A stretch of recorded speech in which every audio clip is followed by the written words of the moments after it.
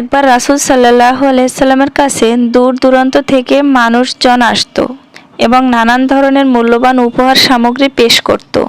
এই সময়ে অত্যন্ত দরিদ্র এক বৃদ্ধ মহিলা তার হাতে সামান্য কিছু জিনিস নিয়ে রাসূল সাল্লাল্লাহু আলাইহি সাল্লামের কাছে এলেন।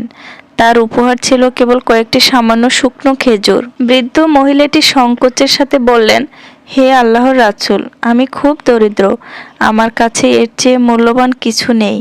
এই সামান্য খেজুরগুলো আমার সামর্থ্যের সবটুকু। এটি আপনার জন্য আমার উপহার, আপনি এটি গ্রহণ করুন।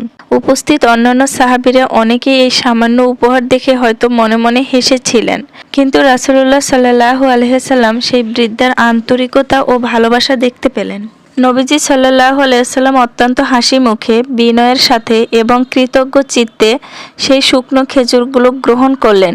তিনি তার সাহাবীদের উপস্থিতিতে সেই খেজুরগুলো থেকে কিছুটা গ্রহণ করলেন এবং অন্যদের সঙ্গে ভাগ করে নিলেন।